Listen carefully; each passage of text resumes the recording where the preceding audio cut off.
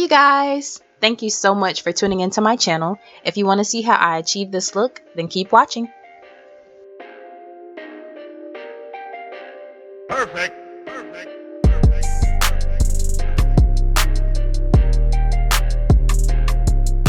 Okay, so to start out, I'm just going to do my eyebrows first. I'm not actually going to go into detail on how I do my eyebrows. I will make a separate video for that if that's what you guys are wanting. But I'm just brushing them out and then filling them in with a dark brown pencil that I get from my local beauty supply store.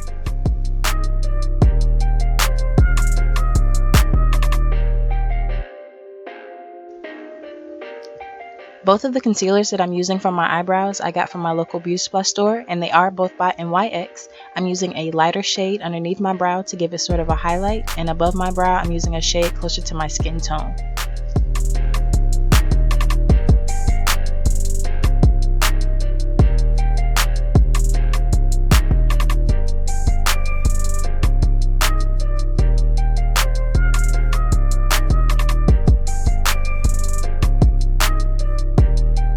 So for this tutorial, I am using the James Charles palette by Morphe. You guys, this was such a great investment. I am absolutely in love with this eyeshadow palette.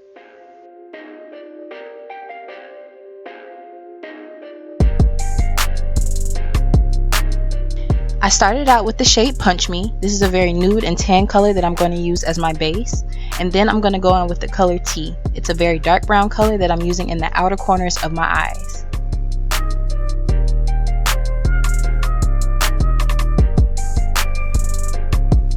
So because I want this to be a very subtle look, I'm going to go over the color T with the color 10% off. This is an orangey brownish color to give my eyes some warmth, and I'm really going to blend these two shades together.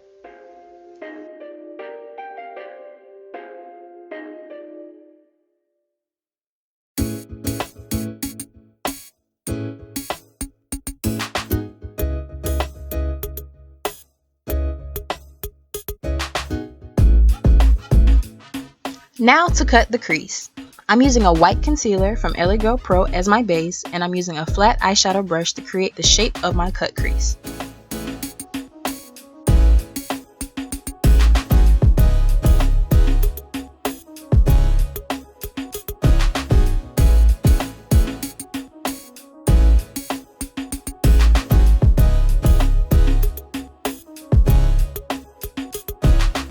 Okay, so now that I've shaped my cut crease, I'm going to go in with the color Flashback on top of the white concealer. This is a very pale shade, and this is actually what's going to give my eyes that pop.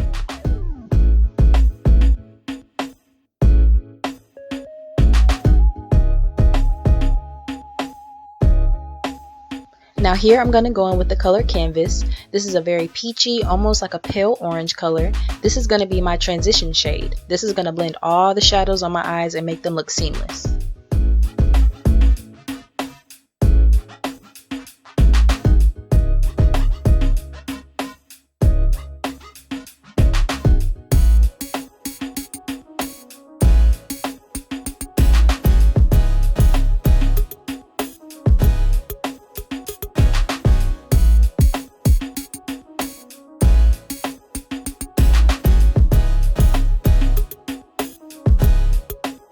Quick melanin tip for my brown girls: whenever you want to use pale shades or colors, it's always best to start out with a white base so that they don't get washed out and so that they're vibrant against your skin color.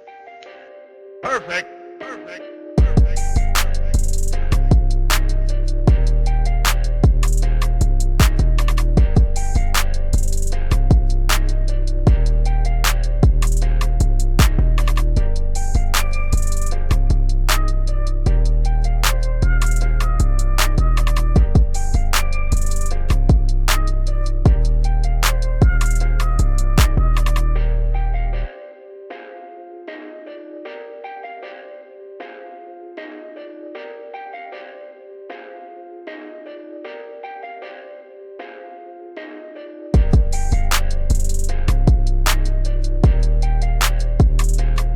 And as you can see, I keep going back and forth and adding more Flashback, adding more 10%, adding more Canvas, just to build up the look that I'm looking for. And that's the key to a great eyeshadow look, is to build and to blend.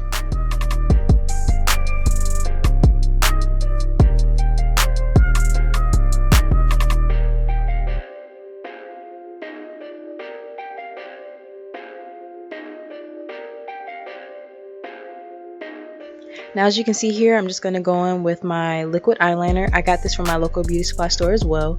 And I'm going to do a very thin eyeliner. I'm not going to do anything too thick because I don't want it to take away from my eyeshadow.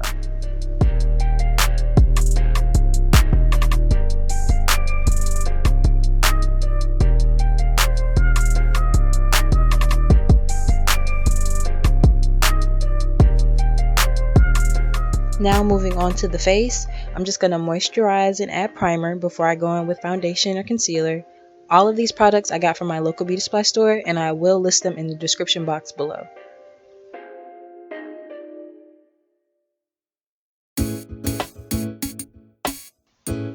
Now to apply my foundations and concealers, for whatever reason I like to use brushes and sponges. I don't know why, that's just how I do it. That's what works best for me. I like to go in and apply it with a flat foundation brush, and then I go back with a damp sponge to blend it out.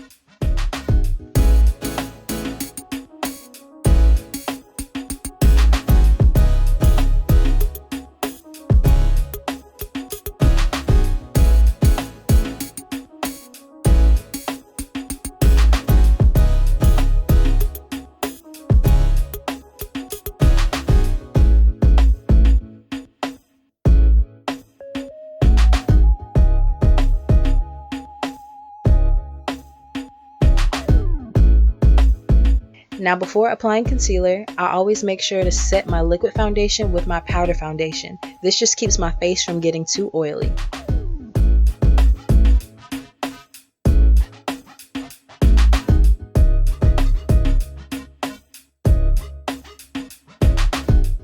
Now as you guys can see here, I am applying 2 different shades of concealer. Please do not be afraid to experiment with your makeup, you guys. It is makeup and it will be trial and error. So don't be afraid to try different things, try different shades, try different products until you find what fits you best.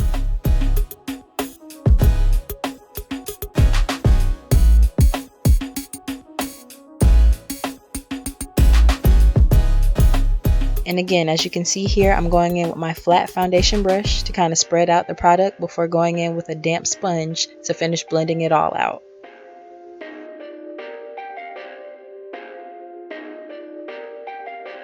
Perfect.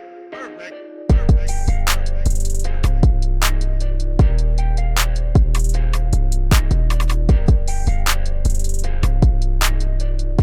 Now you're going to see here that I'm going to go ahead and contour before blending out my under eye concealer. I just choose to do this because sometimes I go a little overboard with my contour, and just in case I do, I can use the concealer to correct it.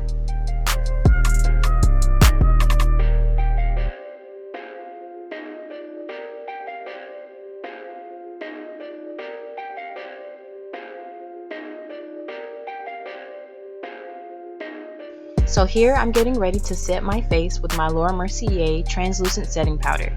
Now notice I said set my face and not bake my face. If you have combination skin like I do, you do need to set to keep it from getting too oily, but you do not want to bake your face if you have dry skin. It will dry your skin out even more.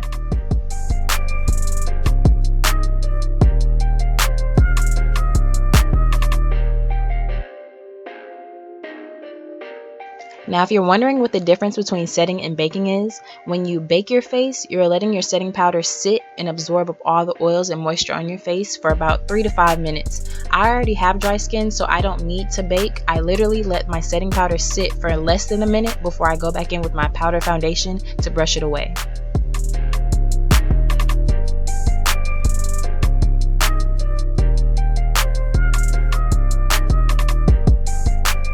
Now for my highlighter, I'm using my Carli Byble palette by BH Cosmetics. I love this highlighter. This is my favorite highlighter. This is my go-to. I pretty much use this in all of my makeup looks.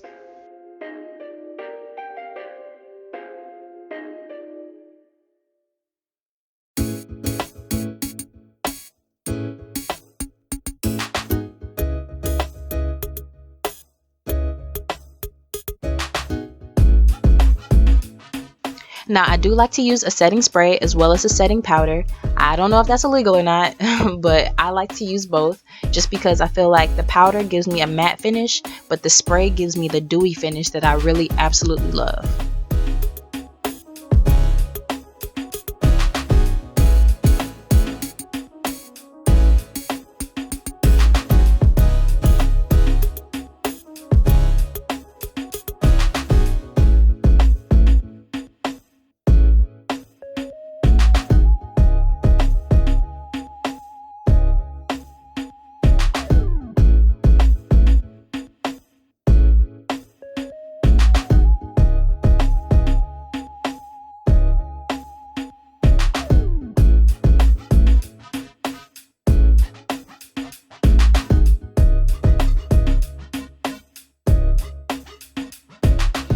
here's the final look.